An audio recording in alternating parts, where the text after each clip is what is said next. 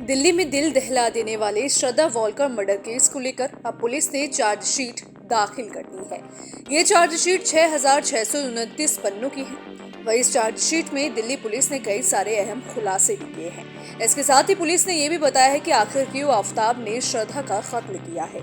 Chargesheet दाखिल करने के लिए पुलिस या जांच एजेंसी के पास कानूनन 90 दिन का वक्त होता है, लेकिन दिल्ली पुलिस ने इस मामले में 75 दिनों के भीतर ही चार्जशीट अदालत में दाखिल करती है। दिल्ली पुलिस की संयुक्त पुलिस आयुक्त मीनू चौधरी ने जानकारी देते हुए बताया कि इस मामले की जांच के लिए पुलिस की 9 टीमें बनाई गई थी।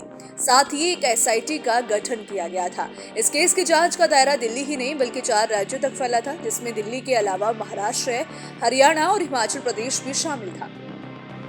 ज्वाइंट कमिश्नर मीनू चौधरी ने बताया कि आफताब ने हत्या के बाद श्रद्धा की लाश के टुकड़े किए थे, इसलिए लाश के टुकड़े बरामद करने के लिए अलग अलग टीम बनाई गई थी। उस टीम ने आफताब की निशानदेही पर टुकड़े बरामद किए थे।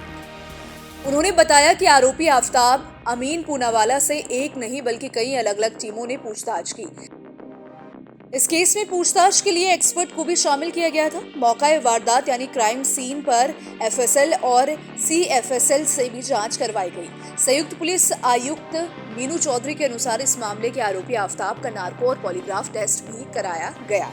साथ ही गुरुग्राम और दिल्ली से सीसीटीवी कैमरों की फुटेज को सबूत के तौर पर लिया गया। यही नहीं, आफताब का लैपटॉप, सोशल मीडिया जैसे डिजिटल एविडेंस भी बरामद किए गए। श्रद्धा की लाश को काटने के लिए कई तरह के हथियारों का इस्तेमाल किया गया था, जिनमें से कुछ हथियार पुलिस ने बरामद किए हैं। ज्वाइंट कमिश्नर मीनू चौधरी के मुताबिक सभी सबूतों के साथ चार्जशीट दाखिल कर दी गई। इस मामले में पुलिस ने 150 से ज्यादा गवाहों के बयान दर्ज किए हैं, जिनका जिक्र चार्जशीट में किया गया है। चार्जशीट के मुताबिक 17 मई 2022 को श्रद्धा अपने दूसरे दोस्त से मिलने गुरुग्राम गई थी। इसके बाद वो 18 मई 2022 की दोपहर वापस लौटी थी। इस बात को लेकर आफताब नाराज हो गया था। इसके बाद दोनों के बीच लड़ाई हुई और आफताब ने उसकी हत्या कर दी थी। आरोपी आफताब अपने वकील से नाराज लग रहा है। वो इस मामले की चार्जशीट अपने वकील को नहीं दिखाना चाहता है। उसने अपना वकील बदलने की बात कह दी है। आफताब की न्यायिक हिरासत 7 फरवरी 2023 तक बढ़ा दी गई है।